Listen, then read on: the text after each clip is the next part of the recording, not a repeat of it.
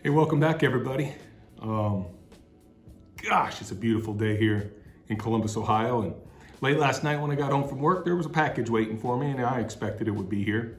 It was a little too late for me to make a video, and after having some obligations this morning, I don't have to work again until this evening. So figured there's not a cloud in the sky. I got some good natural light coming through the living room window, and why don't we open up this box and have a little fun.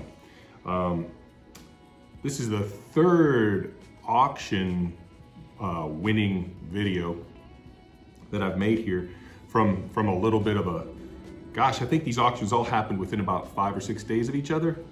This was actually the first lot that I won, and it was the last one to show up. So been waiting on this one. While I had a pretty good feel about what I was getting from the other auctions, I know what I have in here, but there's a little bit of unknown with some of the stuff. So I think it's gonna be kind of cool to open. Why don't we get to it? I'm gonna try to edit this video a little bit better than I have the other ones so that you guys aren't spending all your time watching me opening boxes, which is kind of lame. So I'm gonna get this stuff out and then we'll knock this out kind of quick. Less talking, more stuff. Well, all right, just had a little video snafu. Recorded the first opening and unboxing and my camera wasn't going. So this will be short and sweet because I know all the issues and stuff. But first one we pulled out. This is an MTH Rail King scale. GP9, New York Central unit, dummy. So, you know, I usually like to buy powered locomotives. I don't really use dummies a whole lot because on the gradients on our layout, it just puts a lot more strain on the powered units. But this is something that, you know, I have a Lionel TMCC with Odyssey GP30, beautiful locomotive, strong puller. And that's a Loco that, if it ever goes out on that main line, will probably be teamed up with another powered unit. So this would look really cool, having a couple New York Centrals, you know, with this paint scheme out there. The other thing is, my brother has an Atlas Master GP7 TMCC GP7 Atlas Master. And this would look really cool running with that. You know, that's prototypically correct. So I felt like this little guy would have a lot of use on the layout. Couple issues with it, not the end of the world. And I got it for a great price, so I'm not too worried about it. The locomotive, if you can hear it, the engineer, well, the engineer he's down here, there he goes, he's down here in the fuel tank. So the engineer has come loose, and I noticed the windows, I can hear other stuff rattling around, so the windows came loose too. And that's sort of, that's something that you run into with stuff of this ilk. When it sits in a box and doesn't see a whole lot of use, the glue hardens up and the heat cycles cause it to come loose. Other thing, strangely, it's missing the front and rear railing. Again, not the end of the world. These are available, those are available on MTH's website. I think they're $7.50 each, roughly. Shipping's 10 bucks. So I'd have $25 in the handrails. So I've got some other handrails from other locomotives. I might be able to, you know, jury something up to make those work, just paint them and get them on here. This is gonna get weathered pretty hard. So if the paint doesn't match, I have different shades of yellow. I don't know if I have this exact New York Central yellow, but I'll have something close. So yeah, super cool, and really happy. Looking forward to getting this one on the layout and running it. I think we might have a little bit of an older Jeep running session in the very near future as a result. So pretty happy with that one.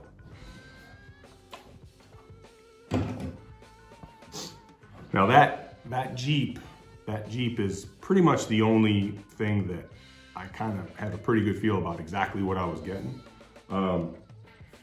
The other stuff, there's a little bit of unknown. So I didn't unwrap this stuff just because it's not really anything that I'm gonna get into too deeply. I bought a lot, and this particular lot had 5, these are MTH, undecorated MTH Premier Dash 8 narrow nose diesel shells. And I don't really need a single one of them. But what I bought them for was what was with this lot. So let's set these shells aside. You don't need to see those. I don't know what I'm gonna do with them.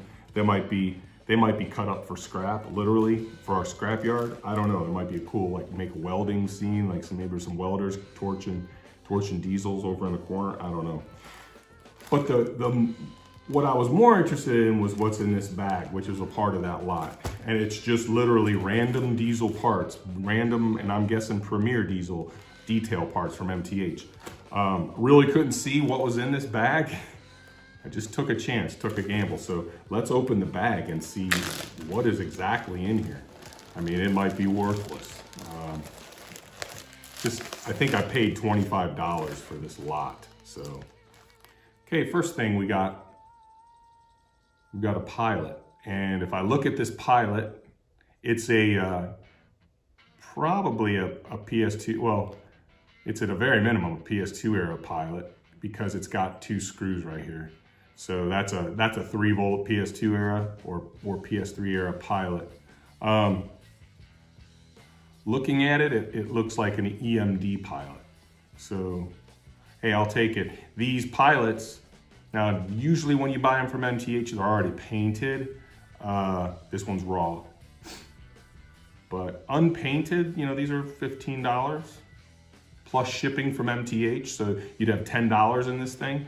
Shipping, $15 unpainted. They're usually 20 or 25 painted. So right there, that right there is worth what I paid for this lot. I think I paid 25 bucks. The nice thing is you can never have too many of these pilots. I like to take some of the older, you know, in the last video, I got that GP30. This pilot might actually fit that GP30. I have to do, that GP30 probably has 1 screw right here, so I might have to do some drilling, but this pilot will look a lot nicer than the pilots that are on that GP30 currently. So that's a score, that's a win. I'm very happy, already very happy. Everything else from here is gravy. These are screws, and I can see the little huge bag for this stuff, but these are screws, and I can tell that these are for, these are the screws and hold down clamps that go right here. That's what would hold the proto coupler kind of leads going out and down through the pilot. So, you know, got a few screws. I'll add these to my screw and fasteners collection. That's cool. There's a little detail part in there, I'm not sure. Little plastic detail, looks like a grab iron or something. That's fine. All right, so we'll set that off to the side. These guys, well, these are screws. These are really tiny screws. Coupler joining pins, 12 pieces. It's got the part number on here, so I'm guessing these are maybe for coupler joining pins. Not super sure, these are tiny screws. I don't know, but maybe they'll come in, you can never have too many screws. So, all right, super cool, that's great. These look like ditch light housings. Yeah, that's exactly what they are, ditch light housings. So there's a whole bag of ditch light housings. I don't know, if I ever decide I want to add ditch lights or give the representation of ditch lights, I don't know, it looks like there's probably 20 pieces in here. Okay, whatever, it's all good. Oh, man, another pilot. So I got 2 pilots. So I got a pair of pilots right here. This by itself makes this a win. All right, sweet, I'm very happy right now.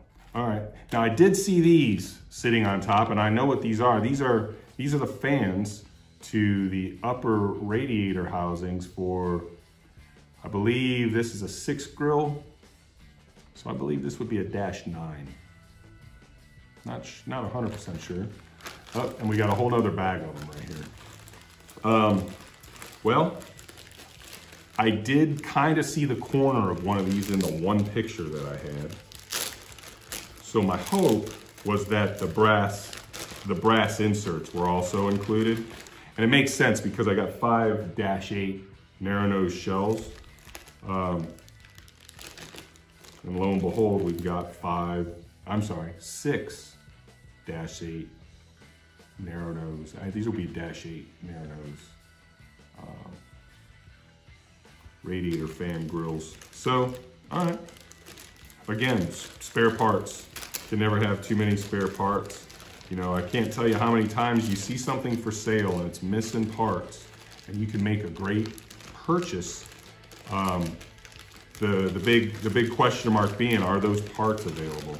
And that's what keeps people at some of these auctions from bidding on stuff. Well, if you already have the parts, or if you have parts that you can slightly modify to make work, well, you can find yourself bidding on something that you don't have any competition on. A couple sand filler caps.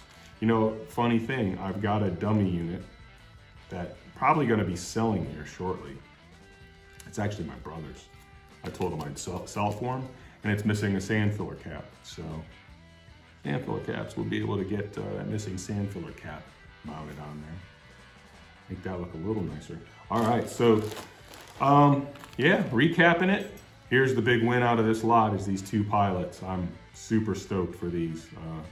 These are gonna get used. I'm not sure what they'll get used on. Possibly that GP30 with a little bit of modification. Yeah, these make this lot completely worth it. And I got some spare parts out of it, so cool. I'm gonna just set this all aside real quick, and we'll get into the next lot. All right, so this next lot, this is the kind of that last lot, I think I spent $25 for that lot, and I got my value back out of it with those 2 pilots. Everything else is just pure gravy. If anybody needs, has a -8 project and they want raw shells, raw Premier -8 shells, I've got 5 of them. And listen, man, you pay the shipping, you forward me the value of the shipping. These probably ship for about $10. If you need a shell, I'll sell it to you for $1.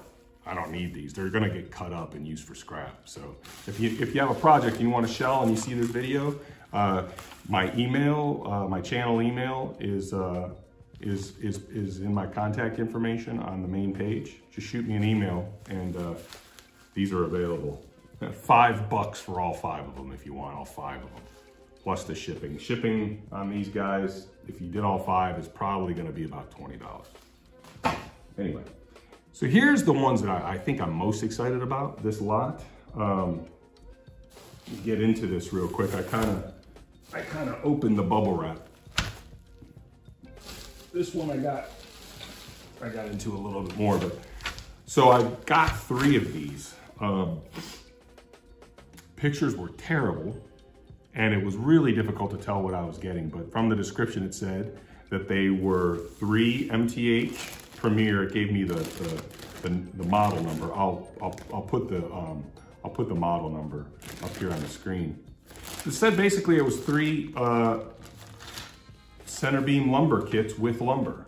Couldn't tell from the pictures. I saw a bunch of yellow plastic, and I saw what looked like 1 truck. And I said, well, if the trucks are present, there's a pretty good chance that the entire kit's present. So let's get into these and find out. I can tell from looking in this bag right now that I did good. So here's the main car, the main flat car. Boy, those are snug and tight. But yeah, undercarriage details there.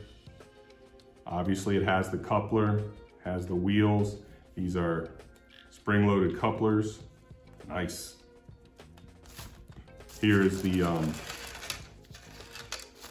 center beam. Obviously I'm gonna have to put these together, which is no big deal. Does require some hardware. I've got a bunch of hardware, so these do screw together. So I'll have to get into my box of MTH screws. Looks like it takes looks like that takes 4 screws. All right, so there's the center beam. It's cool, and then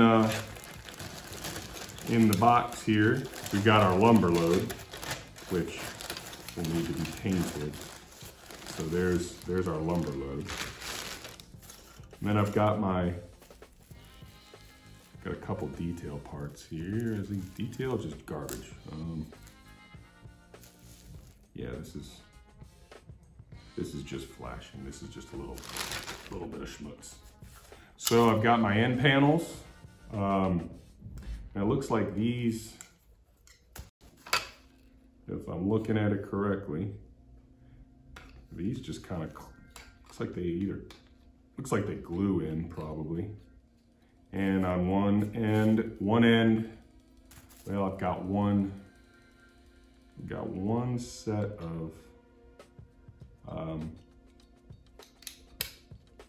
ladders and whatnot. So it looks like on this one, on this particular guy, I'm missing one of my ladder sets. Oh, nope, I stand corrected. It's right there. So the only thing that I'm missing on this guy is on this end where the brake wheel is. I don't see a brake wheel anywhere. So I'll have to get a brake wheel. I'm pretty stoked. I'm gonna run under the assumption that all 3 of these, because it said they were complete, and they all seem to be wrapped exactly the same. I'm gonna run under the assumption that everything is there on all of them. Yeah, I can see on this one, I've got my center beam, my full car, trucks are present, got my lumber load. Yeah, in fact, this one is bagged in such a way it looks like it came this way from the manufacturer and was never unbagged. So they're not painted, which is, I think, a good thing. I'm gonna be able to paint these for whatever road I care to put on them. Maybe it'll just be Lake Erie and Midwestern. I don't know. Yeah, this one still has tape around it.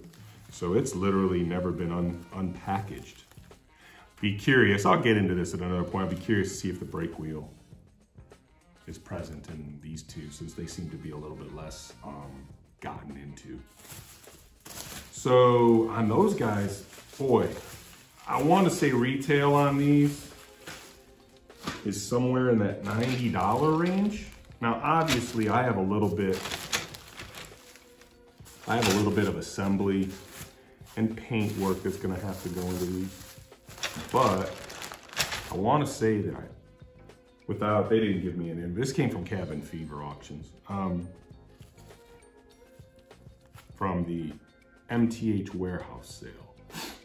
I don't know how many of those are going to be. They've been running these MTH warehouse sales. This is probably the 12th or 13th one. MTH is just clearing out their warehouse, and some of the stuff is literally, well, you're seeing this is like parts and stuff. But I think these are scores. You know, we have a door manufacturer on the website, and there's going to be some agricultural stuff. So lumber, moving lumber around the layout, very realistic need. So these center beam cars, we have a couple of them already. These center beam cars can play a big role on our layout. I want to say they retail for like about $90. And if I'm not mistaken, without looking it up on my computer, I think I spent $45. Now, Cabin Fever's auction fee, I think, is 15%. So at 45 bucks, 15% of $45 is $6.75. So I've got, you know, 52 bucks, 51, $52 into these 3 flat cars, plus whatever portion of the shipping this box was a kind of expensive box to ship. I think Cabin Fever, I don't know. I think they charged me like 40 or 50 bucks to ship this one, which was weird. They don't usually gank me on the shipping so hard. This is just a normal sized box, not heavy, but whatever, I don't care. It's all good. I got a good deal on all this stuff. So yeah, super sweet, very happy. baseline of the flat car, but very happy to get these three. I love these larger freight cars. These things have quite a bit of weight to them. You know,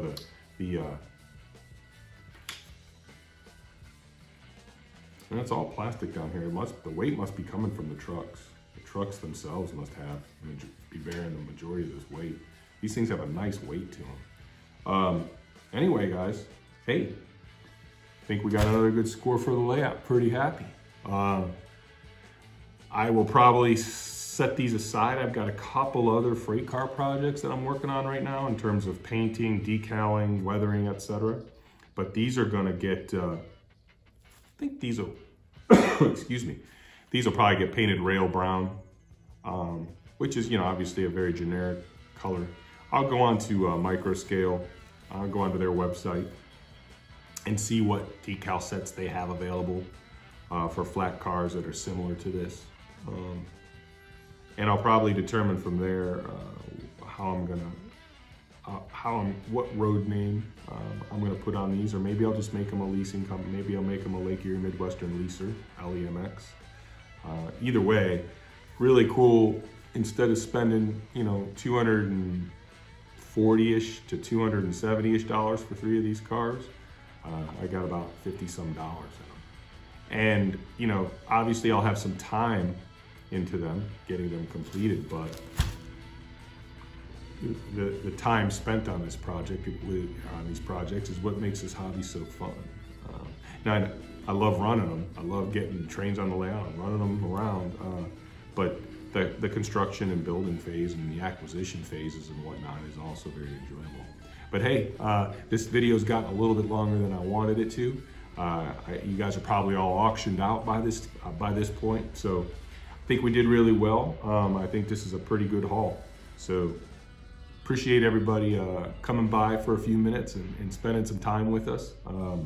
It's always a joy to hear from you guys and get your feedback and opinions as my brother and I build the railroad. And, you know, for those of you that are active participants in the channel, I greatly appreciate it. I know you got so many other things you can be doing. And for those folks that just pop in for a minute or two and catch a few snips of the videos, hey, much appreciated. And I hope you're pulling something out of these that, if nothing else, is entertaining, but hopefully you're picking up on some stuff that can help you, you know, collect and build your railroad empire as well.